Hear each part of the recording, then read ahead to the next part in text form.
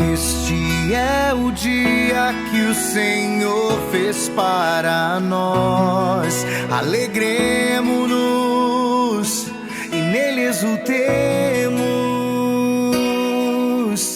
Este é o dia que o Senhor fez para nós. Alegremo-nos e nele exultemos. Dai graças ao Senhor, porque Ele é bom. Eterna é a sua misericórdia. A casa de Israel agora o diga. Eterna é a sua misericórdia.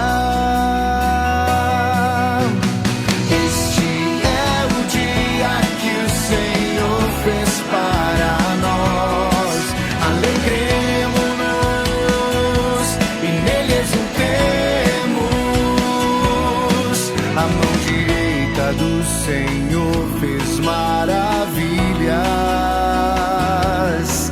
A mão direita do Senhor me levantou. Não morrerei, mas ao contrário viverei para cantar as grandes obras do Senhor.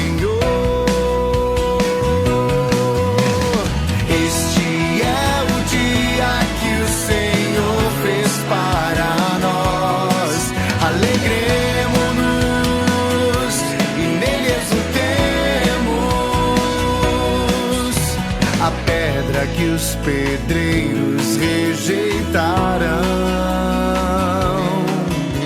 tornou-se agora a pedra angular. Pelo Senhor é que foi feito tudo isso. Que maravilhas Ele fez aos nossos olhos. Este é o dia que o Senhor fez para nós. Alegremo-nos e nele exultemos. Este é o dia que o Senhor fez para nós. Alegremo-nos e nele exultemos. Este é o dia que o Senhor fez para nós. Alegremo-nos e nele exultemos.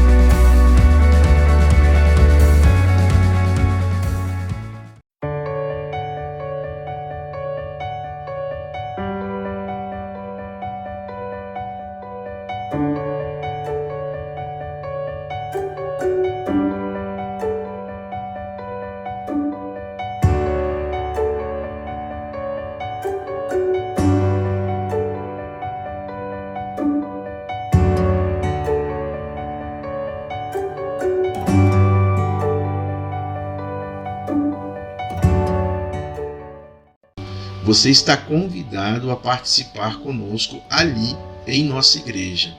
Mas, se você não quiser estar presente por motivos pessoais, você pode participar conosco assistindo a transmissão do culto que será feita, e você poderá então participar da ceia também pela transmissão do nosso culto. Para que você possa participar da ceia, é necessário que você tenha algumas coisas à mãos. Por exemplo, você vai precisar de um pedaço de pão. Não precisa ser um pedaço de pão muito grande, um pedaço de pão pequeno, para que você possa estar participando. E também suco de uva, que você pode colocar num copinho, numa tacinha ou num cálice.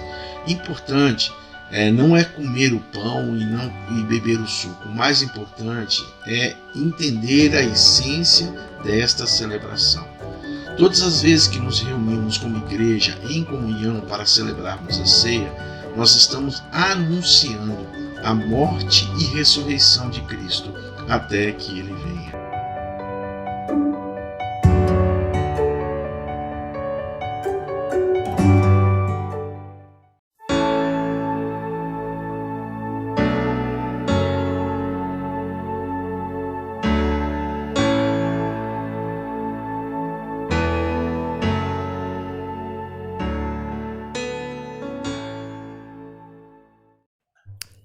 A paz do Senhor, meus irmãos. Graças a Deus estamos aqui reunidos para, mais uma vez, tratarmos da Palavra de Deus, estudarmos a Palavra do nosso Deus e aprendermos mais uma porção da Bíblia. Amém?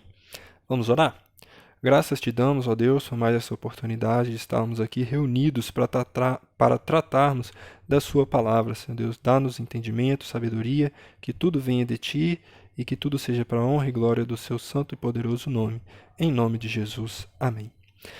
Meus irmãos, hoje nós vamos dar início ao estudo do tema discipulado. Serão algumas lições tratando do tema e hoje nós vamos iniciar estudando sobre o que é ser discípulo, o que significa ser cristão e nós vamos buscar entender o que é o discipulado. Para nós darmos início, eu gostaria de trazer aqui um pouco da biografia de um discípulo de Cristo, que foi um pastor muito famoso, que se chama Jonathan Edwards. A biografia dele diz o seguinte: sua vida é um exemplo destacado de consagração ao Senhor para o desenvolvimento maior do intelecto e sem qualquer interesse próprio de deixar o Espírito Santo usar o mesmo intelecto como instrumento nas suas mãos. Das 10 irmãs de Jonathan, 4 eram mais velhas do que ele e 6 mais novas. Muitas foram as orações que os pais ofereceram a Deus para que o único e amado filho fosse cheio do Espírito Santo e que se tornasse grande perante o Senhor. Não somente oravam assim, fervorosa e constantemente, mas mostravam-se igualmente zelosos em criá-lo para Deus. As orações à volta da lareira os estimularam a se esforçarem, e seus esforços redobrados os motivaram a orar mais fervorosamente.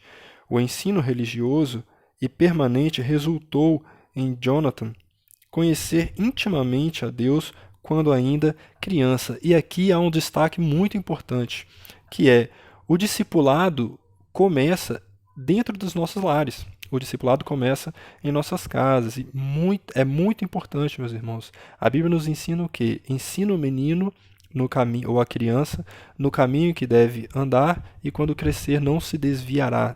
Meus irmãos, isso é muito importante. É fundamental que as famílias tenham um culto no lar, um momento de oração em família, um momento de leitura da palavra de Deus em comunhão com os filhos. É fundamental ensinar as crianças a caminharem nos caminhos de Deus, porque os caminhos de Deus são opostos aos caminhos do mundo.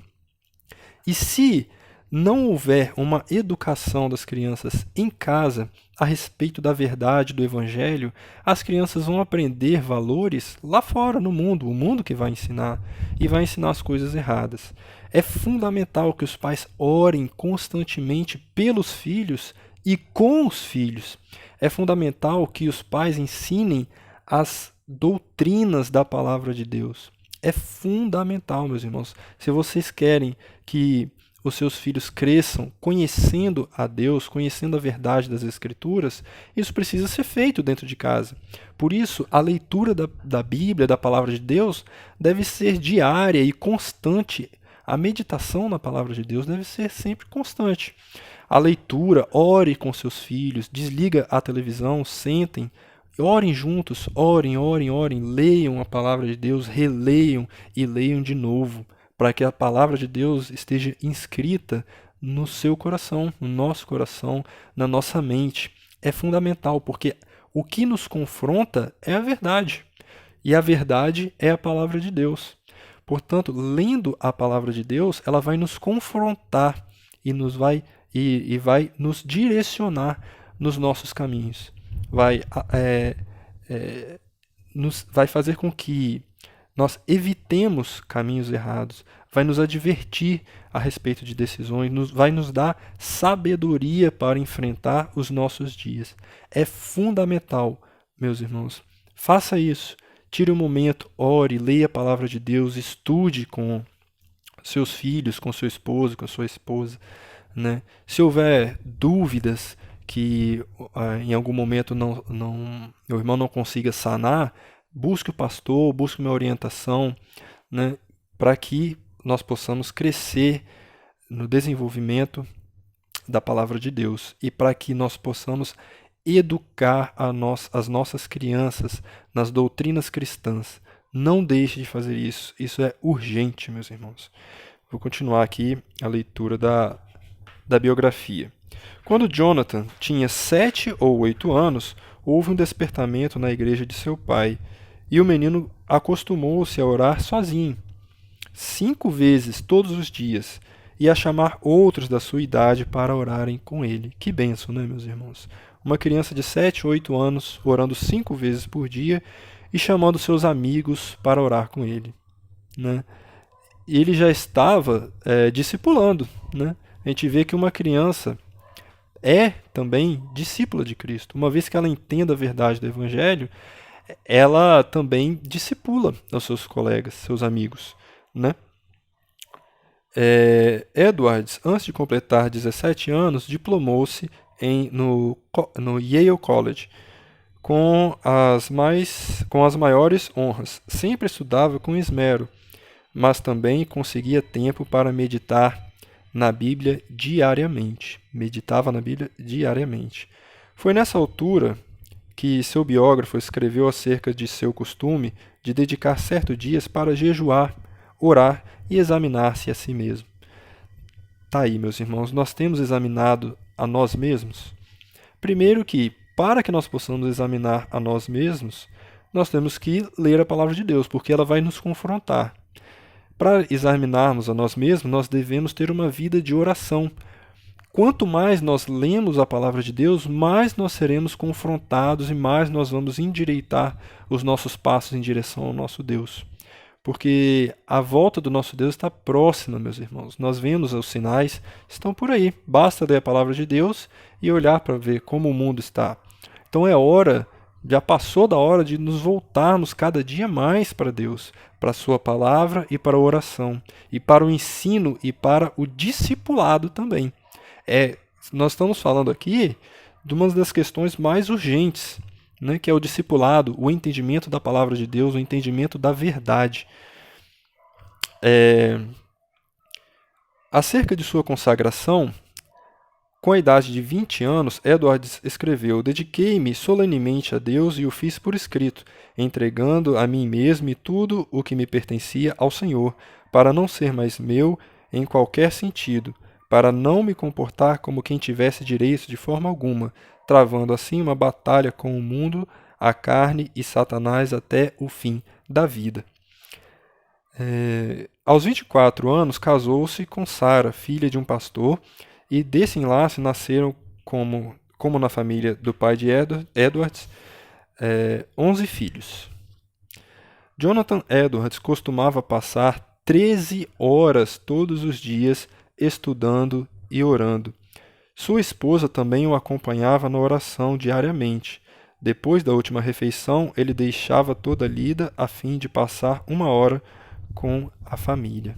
Veja que quanta dedicação à oração. Se nós observarmos, né, a vida desses pregadores, né, desses homens, desses servos, desses discípulos de Cristo, nós vamos observar que é uma constante, né, algo em comum que eles têm é a vida de oração.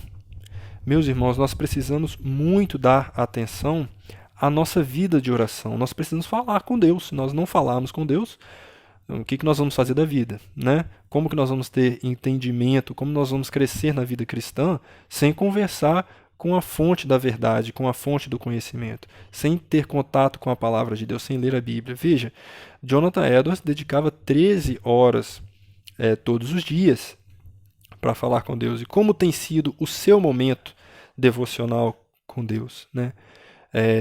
Como você tem se dedicado a nosso Deus? Você tem realmente separado um momento a sós com Deus para conversar, para expor a sua vida para Ele, para ouvir dele os direcionamentos?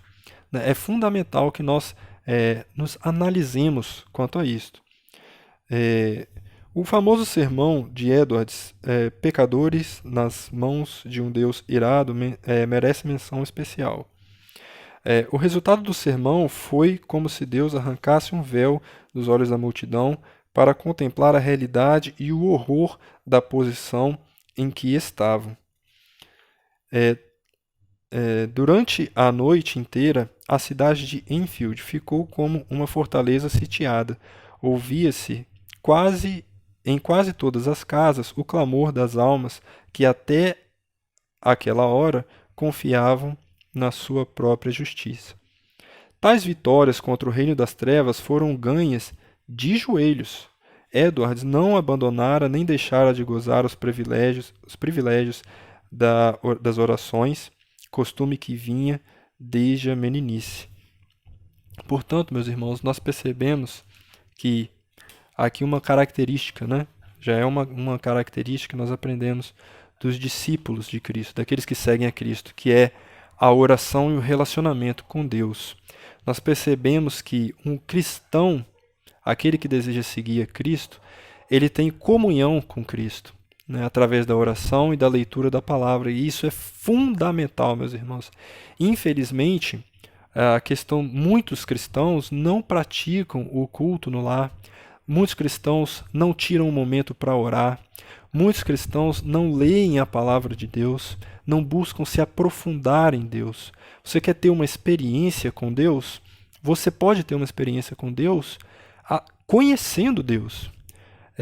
Lendo as Escrituras, você vai ser confrontado com a verdade e isso vai te moldar.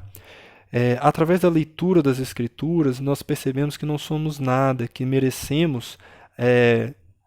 não merecemos nada e que somos carecedores das misericórdias de Cristo e que somente por Jesus Cristo nós somos salvos.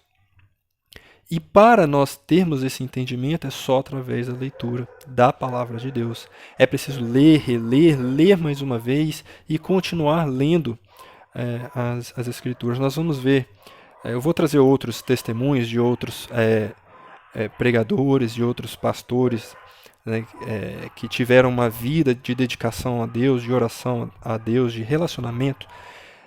Um deles, que vou trazer mais para frente, leu a Bíblia mais de 200 vezes durante a sua vida, né, e lia com prazer, com vontade de aprender, com vontade de ser moldado conforme a vontade de Deus.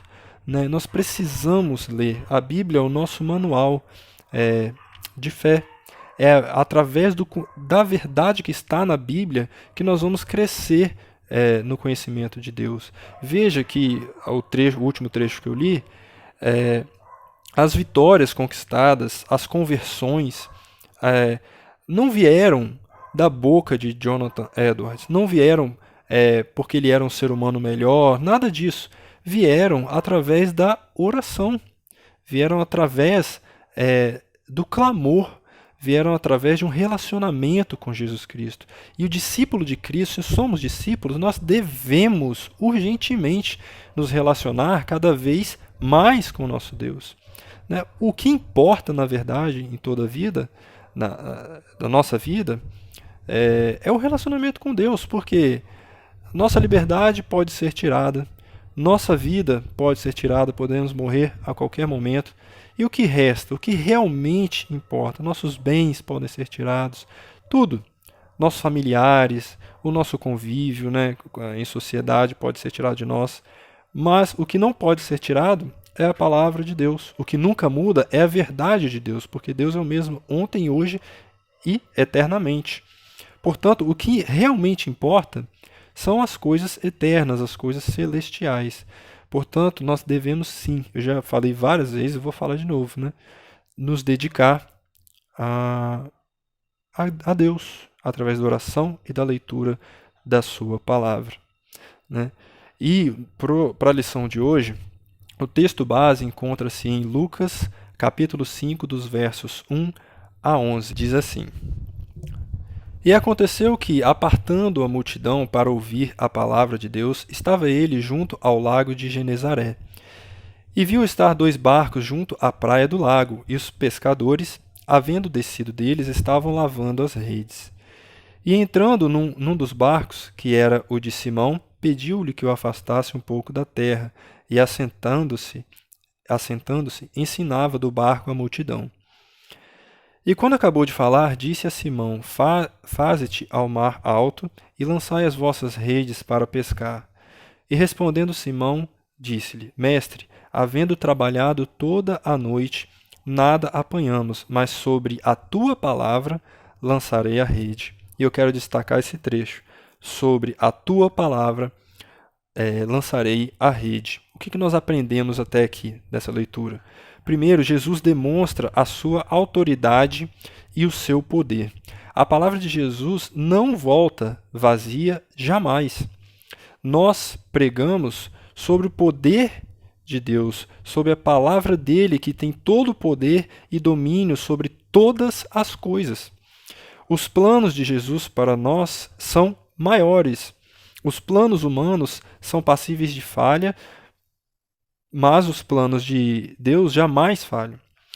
Muitos são os planos no coração do homem, mas os propósitos do Senhor sempre prevalecem. Veja que Simão tinha todo um planejamento para aquele dia, né? E já tinha planejado todo aquele dia, seus planos tinham dado errado. Mas uma vez que Jesus entrou no caminho dele, mesmo que a palavra que Jesus tenha dito vá contra toda aquela experiência que ele teve naquele dia de não pegar nenhum peixe, sob a palavra de Jesus, ele obedeceu. E nós vamos continuar lendo o texto aqui. E fazendo assim, colheram uma grande quantidade de peixes e rompia-se-lhes a rede. E fizeram sinal aos companheiros que estavam no outro barco para que os fossem ajudar. E foram e encheram ambos os barcos, de maneira tal que quase iam a pique, quase afundavam. Ou seja, a colheita é grande e os trabalhadores são poucos. É interessante esse texto, ele traz algumas características importantes. Veja, pegaram tantos peixes que os barcos quase afundaram, né? E o texto continua. E vendo isto, Simão Pedro prostrou-se aos pés de Jesus, dizendo: Senhor, ausenta-te de mim, que sou um homem pecador.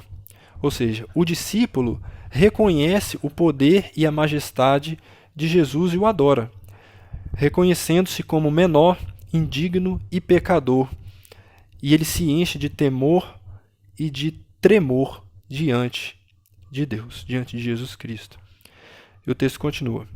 Pois que o espanto se apoderara dele e de todos os que com ele estavam, por causa da pesca de peixe que havia feito. E de igual modo também de Tiago e João, filhos de Zebedeu, que eram companheiros de Simão. E disse Jesus a Simão: Não temas, de agora em diante serás pescador de homens. Ou seja, Jesus determinou que a partir de agora eles seriam pescadores de homens. E essa é a palavra de Jesus, é um novo sonho que Jesus traz para Simão, é um novo objetivo para Pedro. Essa palavra tem o mesmo poder da palavra que foi dita antes, que pediu a Pedro que lançasse a rede. Quem faz a obra é Deus. Quem convence do pecado é o Espírito Santo de Deus. A autoridade é de Jesus. A rede é a palavra de Deus. Pedro somos nós e os peixes são os homens e as mulheres que se rendem ao amor de Cristo por meio da pregação da palavra. E o texto continua: e levando os barcos para a terra, deixaram tudo e o seguiram. Ou seja, quem conhece o amor de Cristo, deixa o que for necessário para trás para o seguir. Você ainda precisa deixar algo para trás para seguir a Cristo? E aqui nós devemos parar, meditar e fazer uma primeira autoanálise, né? O que nós precisamos deixar para trás para seguir a Jesus Cristo, né? Ainda existe algo que nos atrapalha? Ore ao Senhor, peça ao Senhor que te dê discernimento quanto a este assunto, para que você possa seguir um caminho agradável a Deus, para que tudo seja deixado para trás, para que você cumpra a missão que Cristo tem para a sua vida, né? Então, vamos fazer aqui algumas perguntas. O que é, então, discipulado? Nós vimos aqui o chamado para o discipulado. E o que é discipulado? A palavra discipulado vem do latim discipulato, que significa aprender, significa também aprendizagem. E o discipulado ele é um processo de ensino-aprendizagem recíproco, ou seja, tanto quem ensina aprende, como quem está sendo ensinado também aprende. E quem está sendo ensinado também vai ensinar para outro, né? Há sempre o objetivo de formar novos discípulos. Se nós podemos olhar lá em Mateus capítulo 28, versos 19 e 20, que diz aquele conhecido versículo, né? Portanto, ide, fazei discípulos de todas as nações, batizando-os em nome do Pai e do Filho e do Espírito Santo, ensinando-os a guardar todas as coisas que eu vos tenho mandado. E eis que eu estou convosco todos os dias até a consumação dos séculos. Amém. Ou seja, veja, ensinando-os a guardar todas as coisas que eu vos tenho mandado. O texto fala a respeito de discipulado. E o que nós entendemos aqui é que o discipulado é um mandamento. Então, nós entendemos que, até aqui, discipulado é aprendizagem. Discipular é ensinar e aprender. É um processo recíproco. E o discipulado é também um mandamento. O discipulado não termina com a conversão do crente. Ou seja, você prega a palavra de Deus para um amigo, um parente, e essa pessoa vem aceitar a mensagem do Evangelho, a mensagem de Cristo. O discipulado não para por aí. Ele continua através da intercessão, através da orientação, através do ensino e principalmente através do ensino que se dá através do exemplo, né? Ou seja, viver o que as Escrituras ensinam. As pessoas aprendem muito através do exemplo. Então, você prega, mas você também dá o exemplo através da sua vida, através do seu comportamento, através do seu linguajar, através das suas reações, através das suas atitudes, né? Comportamento, seja o seu comportamento no trabalho, seja o seu comportamento na igreja, seu comportamento na escola, seu comportamento nas redes sociais, tudo isso as pessoas observam e é uma maneira também de ensinar a palavra de Deus, de discipular. Ser discípulo de Cristo é estar longe da superficialidade, é estar longe da mediocridade, no sentido de ter um conhecimento medíocre a respeito do seu mestre, né? Um conhecimento muito raso a respeito do seu mestre. Um discípulo procura entender o pensamento do seu mestre, ele procura entender os ensinamentos do seu mestre e ele dedica a sua vida a compreender essas coisas, né? Dedica a sua vida a se aprofundar naquilo que o seu mestre ensina. Ele não fica no raso, num conhecimento medíocre. E aprofundar-se é permitir ser moldado e transformado pelos ensinamentos do seu mestre. À medida que nós nos aprofundamos na palavra de Deus, nós somos moldados, somos transformados. Nós somos um vaso de barro que é quebrado e refeito pelas mãos do nosso Senhor através da sua palavra. Nós só podemos ser moldados, transformados, regenerados através da Bíblia, através da palavra. Por isso, meus irmãos, eu disse várias vezes, né? Mas vou repetir. Leia a palavra de Deus. Tire um momento para ler em família. Tire um momento também para ler sozinho. Procure entender cada versículo, procure meditar, entender aquilo que Deus está trazendo para a sua vida e quer para a sua vida. Porque a Bíblia vai moldar os seus comportamentos, as suas atitudes, os seus pensamentos. A Bíblia vai te orientar sobre o que você deve pensar, sobre o que você deve meditar e vai moldar o seu coração. A Bíblia vai alterar padrões de pensamento, de comportamento. Ser discípulo é estar em constante reflexão, aprendizado e aperfeiçoamento. Né? Mas há um porém. Saber tudo, conhecer a Bíblia e não servir a Deus não é ser discípulo. Conhecer a Deus e não adorar não é ser discípulo. Conhecer a Bíblia e não ter prazer em estar com Cristo, em passar tempo com Cristo em oração e leitura da palavra, não ter prazer em orar, em desfrutar de tempo com Deus, não é ser discípulo. Conhecer a palavra por conhecer não é colocar e não colocar em prática essa palavra é ser um religioso, é ser um fariseu. Porque repetir apenas a repetição de comportamentos sem o aprofundamento na palavra de Deus te torna apenas um religioso, um fariseu. É fundamental que você tenha prazer em se relacionar com Deus, prazer em meditar, em orar, em ler a palavra de Deus para sair dessa superficialidade. E chamando a si, o texto disse, e chamando a si a multidão com os seus discípulos, disse-lhes, se alguém quiser vir após mim, negue-se a si mesmo, tome a sua cruz e siga-me. Ou seja, ser cristão não é fugir da sociedade, não é buscar um isolamento. A cruz era um símbolo de morte. Você precisa morrer para este mundo, esse mundo de pecado, e desabrochar no seu coração um desejo, um apetite para aproximar-se do nosso Deus. Porque qualquer que quiser salvar a sua vida, perdê-la-á.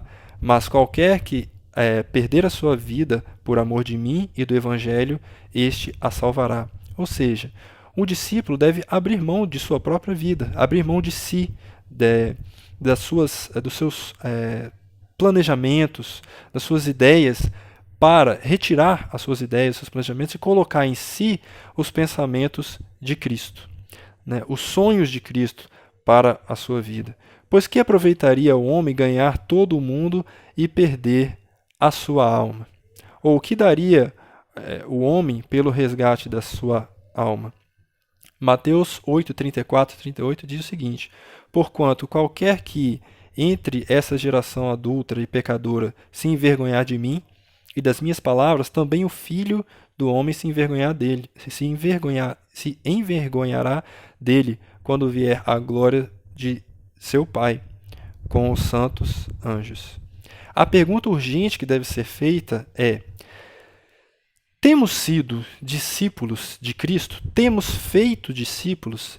Estamos ensinando as verdades do Evangelho? Estamos anunciando as boas novas?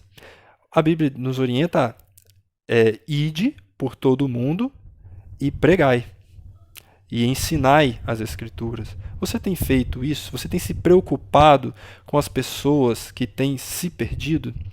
Você tem se preocupado com as pessoas que estão no mundo, longe de Cristo? Você tem orado por elas? Você tem se dedicado a clamar, a rasgar o seu coração, colocar diante de Deus em prol dessas vidas? O nosso desejo deve ser o desejo do salmista, do Salmo 139, versos 23 e 24. Sonda-me, ó Deus, e conhece o meu coração. Prova-me e conhece os meus pensamentos, e vê se há em mim algum caminho mau, e guia-me pelo caminho eterno. Essa deve ser a nossa oração e súplica e o nosso desejo diário e constante diante do nosso Deus.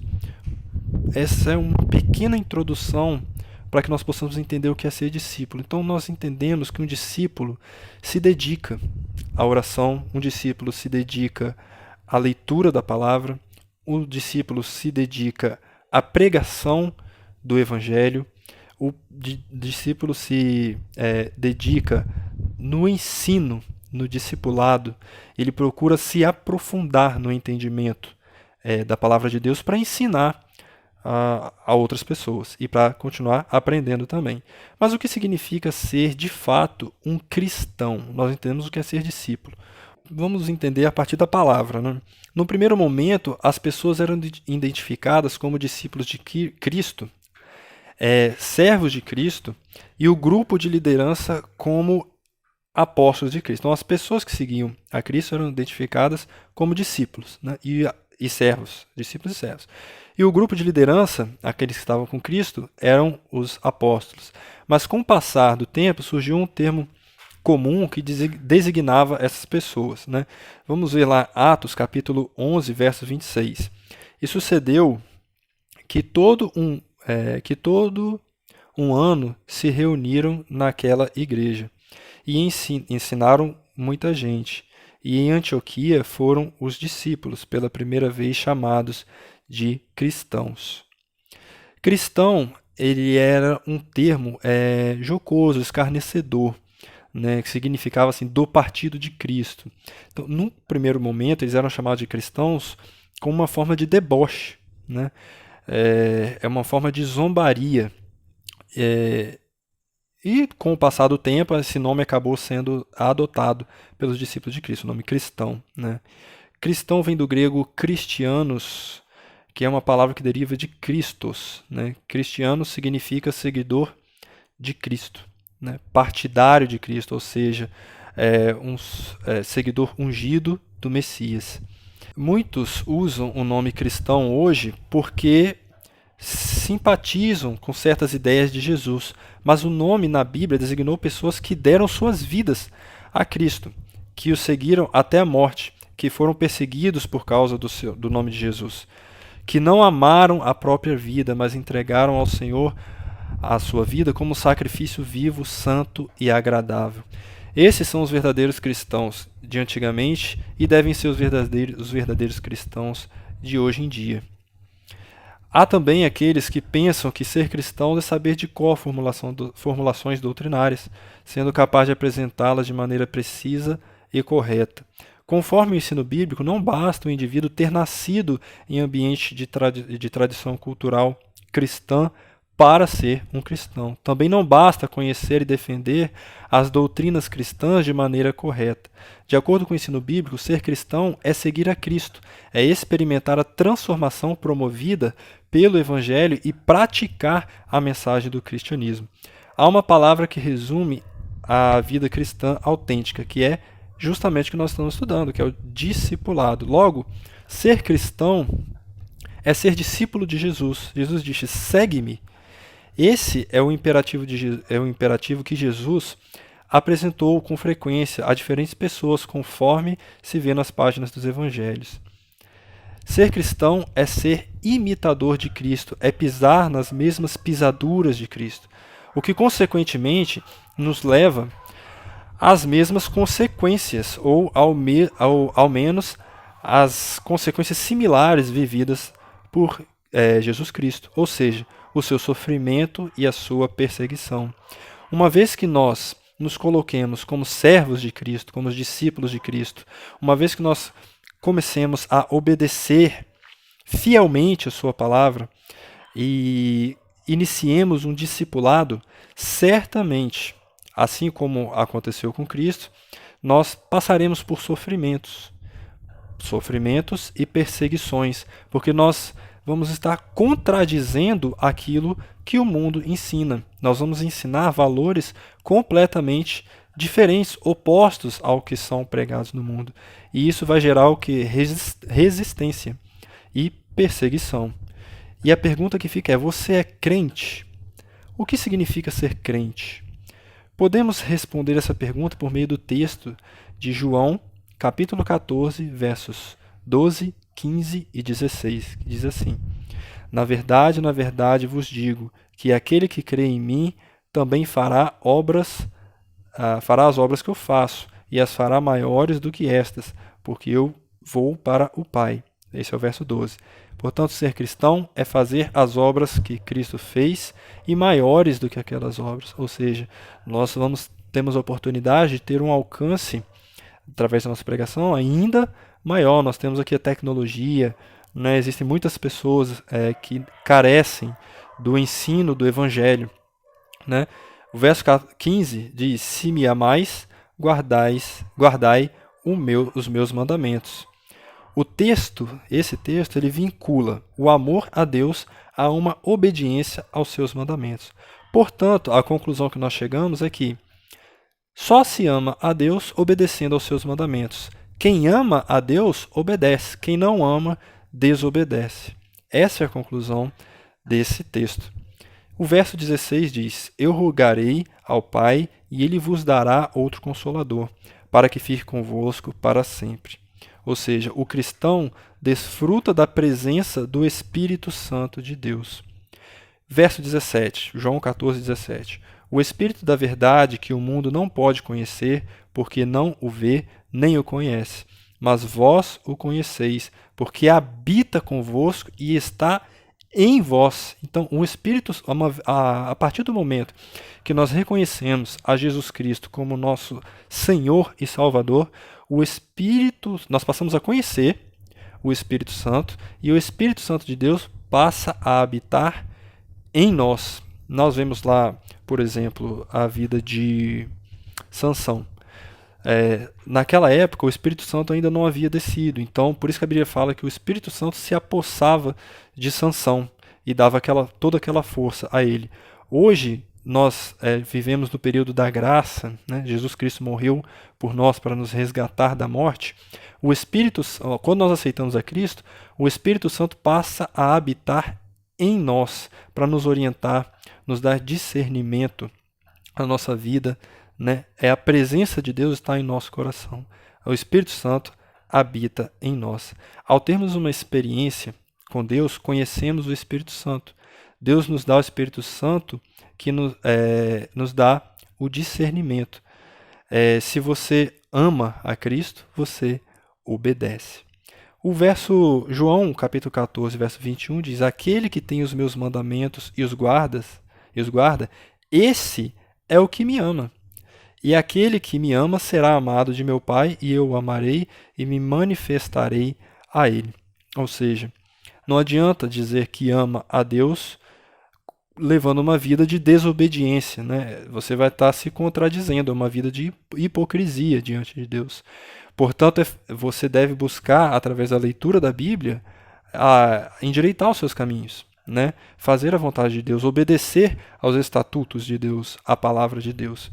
Primeiro temos que obedecer, para depois dizer que amamos a Deus, e depois ele vem habitar em nós. João 14, verso 23 diz: Jesus respondeu e disse-lhe: se alguém me ama, guardará a minha palavra, e meu Pai o amará, e viveremos para ele, e faremos nele morada. Se ama, guarda a palavra, então o Pai o amará, e viveremos para ele. João 14, 24. Quem não me ama, não guarda as minhas palavras. Ora, a palavra que ouvistes não é minha, mas do Pai que me enviou. Tendo entendido esse texto, nós partimos para 2 Coríntios, capítulo 13, verso 5, que diz assim: examinai-vos a vós mesmos, se permaneceis na fé. Provai-vos a vós mesmos. Ou não sabeis quanto a vós mesmos que Jesus Cristo está em vós, se não é que já estáis reprovado. Portanto, meus irmãos, examinai a vós mesmos. Refletir, meditar, como está o seu coração, como estão os seus comportamentos, a sua atitude, seu devocional, a sua vida cristã tem sido uma vida honesta diante de Deus? O que precisa ser mudado, alterado na sua vida para que você tenha uma vida agradável a Deus? Não importam erros do passado, pecados que você tenha cometido, às vezes um pecado que te gera muita culpa, coloca diante de Deus, porque Jesus Cristo é poderoso para nos perdoar os pecados e lançar no mar do esquecimento. Ele pode perdoar os nossos pecados e nos dar uma nova vida, um novo sonho, uma nova maneira de viver, um novo comportamento, e todas as coisas velhas ficarão no passado, esquecidas, e tudo será feito novo, você terá um novo caminho diante de Deus. Tenha a certeza que Deus perdoa o seu pecado, os seus pecados.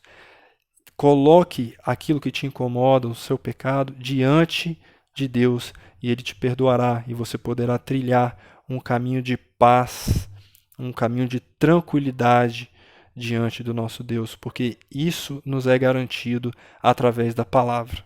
Amém? Então, nós aprendemos o que? Aqui, nós devemos crer, obedecer e guardar os mandamentos de Deus como discípulos, para então nós temos um amor verdadeiro para com Cristo. Conhecer o Espírito Santo de Deus e ter uma experiência com Deus. A fé é um encontro com Cristo que se manifesta de maneira prática. O Evangelho não é o culto em si, o Evangelho é a vida, e a vida é o nosso culto a Deus. O Evangelho é ação, o Evangelho é fazer, é discipular. 1 João capítulo 3, verso 16, diz o seguinte: conhecemos o amor nisto, que Ele deu a sua vida por nós, e nós devemos dar a vida pelos irmãos. O reflexo de quem tem a Cristo como Senhor é se doar ao próximo, se colocar à disposição de agir pelo seu irmão. 1 João, capítulo 3, verso 18, diz assim: meus filhinhos, não amemos de palavra, nem de língua, mas por obra e em verdade. E como nós podemos amar por obra e em verdade?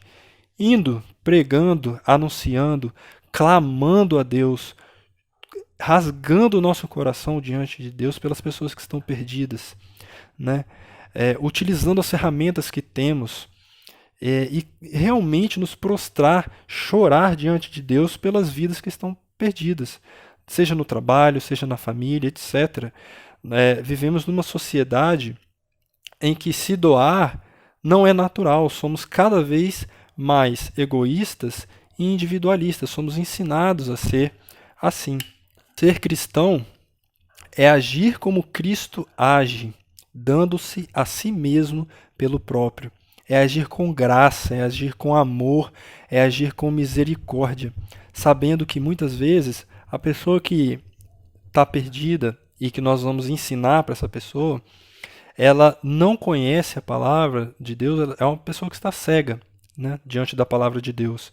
E nós precisamos ter graça, amor, misericórdia, e nós devemos insistir na oração, dobrar os nossos joelhos, orar, orar, orar e orar. Nós vimos aqui hoje o exemplo de Jonathan Edwards, que orava 13 horas por dia. A nossa vida deve ser uma vida de constante oração. Não só ao acordar, ao deitar, antes das refeições, mas durante o nosso dia a dia. Você está caminhando, lembra de algo, Senhor, coloque diante de Deus, Senhor, é isso, isso, isso, isso.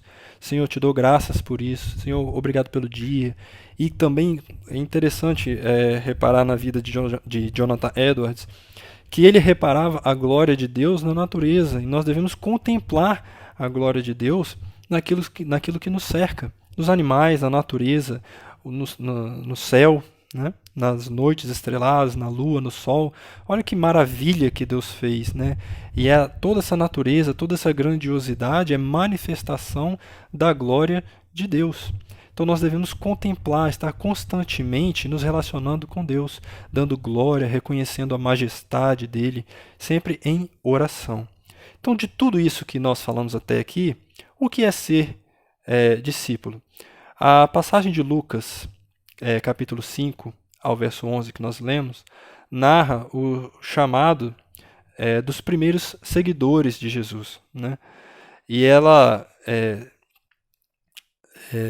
nós podemos aprender tudo isso que nós meditamos aqui até agora, que ser discípulo é ser um aluno, ser um estudante, ser um seguidor de Cristo, né? E discípulo é aquele que recebe a disciplina, e nós devemos estar prontos a receber a disciplina de Cristo, receber a sua instrução, receber o seu ensino, de sermos aprendizes da palavra de Deus, né? E sermos imitadores de Cristo. João capítulo 8, verso 31 e 32, diz assim: Jesus dizia, pois, aos judeus que criam nele: se vós permanecerdes na minha palavra, verdadeiramente sereis meus discípulos, e conhecereis a verdade, e a verdade vos libertará. Olha que ensinos preciosos nós temos aqui. Olha, se vós permanecerdes na minha palavra, permanecer na Bíblia, nos ensinamentos de Cristo, nas doutrinas cristãs. Se nós permanecemos na palavra de Deus, verdadeiramente somos discípulos. Então os discípulos permanecem na palavra de Deus. E a palavra de Deus é a verdade. Portanto, permanecendo na palavra de Deus, nós conheceremos a verdade e essa verdade nos fará livres. Portanto, por isso que é tão importante e que eu estou dando tanta ênfase na leitura, no estudo e na meditação da palavra de Deus. Nós precisamos conhecer profundamente a palavra de Deus, para que, quando nós ouvirmos algo, nós tenhamos o discernimento de saber o que é de Deus, o que não é de Deus, através do Espírito Santo, e para nós nos orientarmos em nossa vida, né? Então, quem é o mestre? O mestre é aquele a partir do qual vem o ensino, é aquele que tem uma posição, uma função de referência máxima, superior, né? Se nós olharmos lá em 2 Coríntios, capítulo 3, versos 5 e 6, ele diz assim: não que sejamos capazes por nós mesmos de pensar alguma coisa, como de nós mesmos, mas a nossa capacidade vem de Deus, o qual nos fez também capazes de ser ministros de um novo testamento, não da letra, mas do Espírito, porque a letra mata e o Espírito vivifica.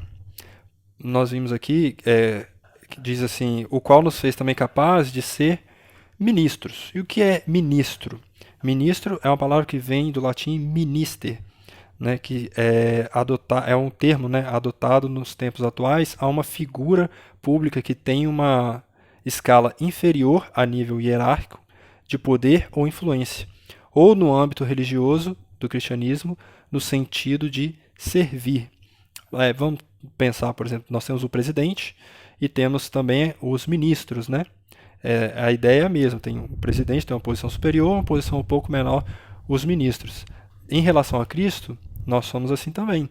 Cristo é o nosso mestre e nós somos ministros do Evangelho. Temos uma posição inferior que tem a missão de ensinar, né? Nós temos a missão de ensinar, de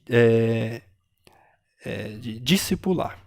Isaías capítulo 61, verso 6 diz assim: porém vós sereis chamados sacerdotes do Senhor, e vos chamarão ministros de nosso Deus. Comereis a riqueza dos gentios, e na sua glória vos gloriareis. João 13, verso 13 a 17, diz assim: vós me chamais mestre e senhor, e dizeis bem, porque eu sou. Ora, se eu, Senhor e Mestre, vos lavei os pés, vós deveis também lavar os pés uns dos outros, porque eu vos deixei o exemplo, para que, como eu vos fiz, façais vós também. Na verdade, vos digo que não é o servo maior do que o seu senhor, nem o enviado maior do que aquele que o enviou. Se sabeis essas coisas, bem-aventurados sois, se as fizerdes. Jesus, como mestre, ensinava por meio das parábolas para que pudéssemos entender. Ao contrário de muitos e muitos mestres do passado, Jesus tinha uma proposta diferente. Juan Stan, teólogo, evangélico da Costa Rica, escreveu em 1976 um artigo intitulado Bases Bíblicas para o Discipulado. Naquele artigo, ele aponta para 7 diferenças básicas que distinguiam ser discípulo de Jesus e ser discípulo de mestres do judaísmo daqueles dias do passado. Ele aponta as seguintes diferenças. Primeira, seguir a Jesus só se faz por convite ou chamado dele, isto é, do próprio Senhor. Ou seja, nós somos chamados a seguir a Cristo. Né? Nós não vamos por nós mesmos, nós somos chamados através da graça e misericórdia dele.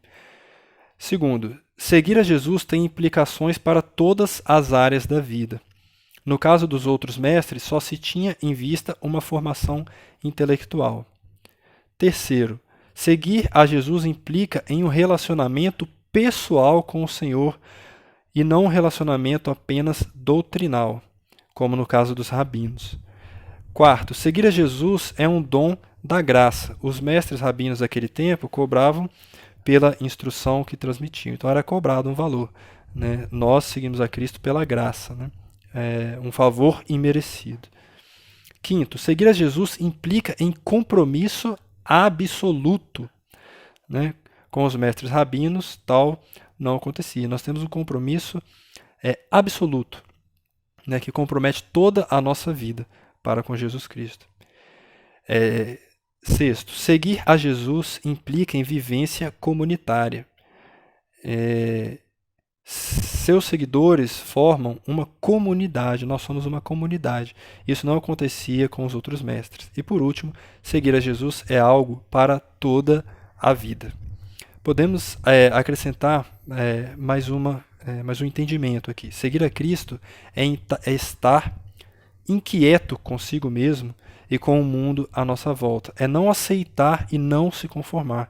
Seguir a Cristo é incomodar por causa da nossa maneira de viver e por causa dos nossos princípios. Dr. Waylon Moore disse o seguinte: discipulado é o processo de tomar novos convertidos, educá-los e levá-los a um estado de maturidade e adulta comunhão com Cristo e de serviço eficiente na igreja. Fazer discípulo é levar a pessoa à experiência de ter Jesus como Senhor e centro da sua vida. E aqui eu destaco um hino que trata desse tema. Um hino que trata desse tema, que é o hino 475 do HCC. Ele diz assim: vem ensinar, Senhor, a tua santa lei, os teus preceitos tão fiéis, meus próprios eu farei. Na senda que eu trilhar, derrama a tua luz. Desejo ter a doce paz que o teu amor produz.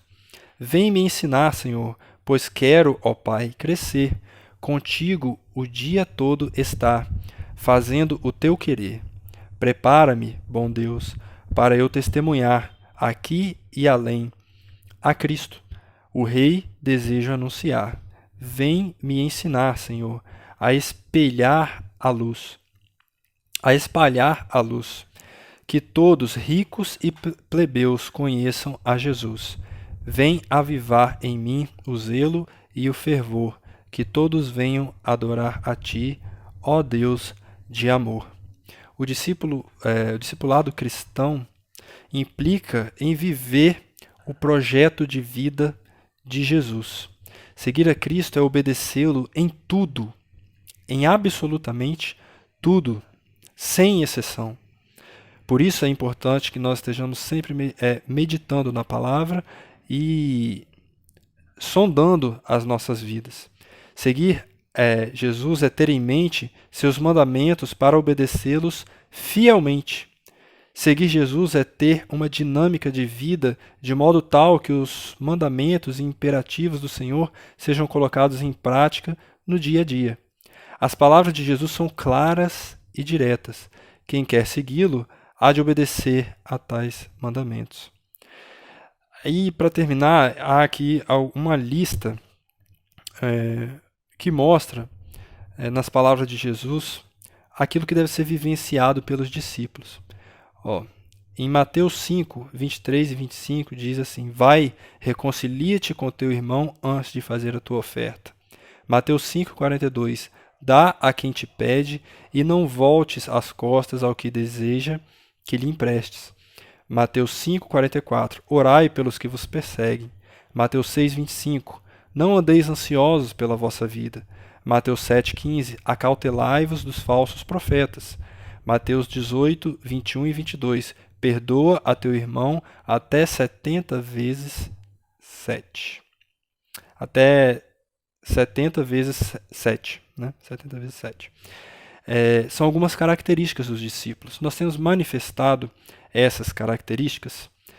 Salmo 25, 10 e 11 diz assim: todas as veredas do Senhor são misericórdia e verdade para aqueles que guardam a sua aliança e os seus testemunhos. Por amor do teu nome, Senhor, perdoa a minha iniquidade, pois é grande. Eu gostaria de destacar aqui o hino 486 do HCC. Ele diz assim: o Mestre nos chama, devemos segui-lo. Seus passos seguros nos dão direção. Nos vales, nos montes, caminhos difíceis. Jesus, santo, guia, é luz, proteção. O Mestre nos chama, o Mestre nos chama, urgente conclama. Perdidos, esperamos novas de amor. Com fé prossigamos, cristãos verdadeiros. Falemos a todos de Deus, o Senhor. O Mestre nos chama, devemos ouvi-lo. Em tempos de luta e tribulação, com fé e coragem, guardados, esperamos. O Espírito Santo dá a consolação. O Mestre nos chama, urgente conclama. Segui-lo devemos em todo viver.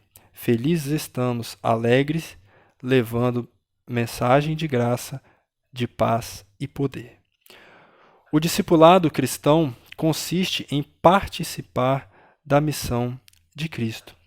Orlando Costas é um teólogo evangélico de Porto Rico e levanta 3 questões que devem servir de base para avaliarmos nosso exercício da missão cristã à luz das exigências do discipulado.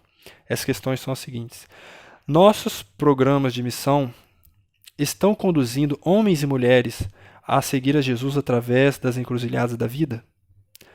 Nossos programas de missão estão capacitando homens e mulheres para que participem da missão de Jesus no mundo? Em terceiro, nossos programas de missão estão ensinando a obedecer ao Senhor em todas as coisas? Essas perguntas são importantes como critério de avaliação dos programas de missão que são realizados.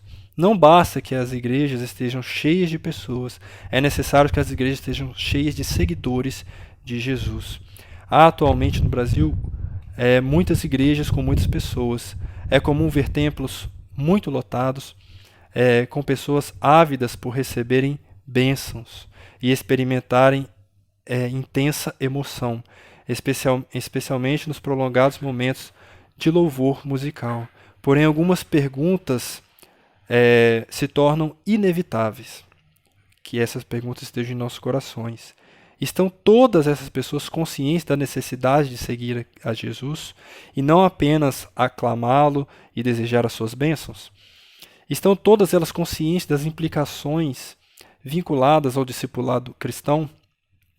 Há, da parte dos líderes que ministram essas pessoas, a real intenção de prepará-las para crescerem na graça e no conhecimento de Cristo, capacitando-as a participarem da missão de Jesus na condição de discípulos que desejam servir, em vez de serem servidos? E na sua comunidade, como tem lidado com essa questão? Há entre os membros da igreja a compreensão sobre o que é o discipulado cristão? Bom, essa foi a meditação de hoje. Graças a Deus por isso.